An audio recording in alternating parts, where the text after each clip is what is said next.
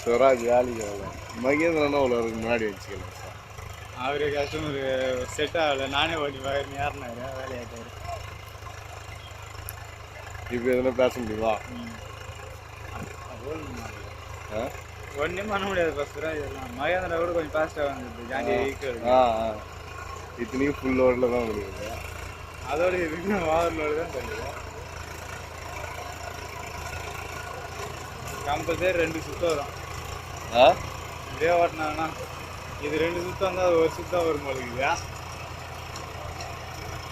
அது என்னமோ பண்ணுறாரு கீழே.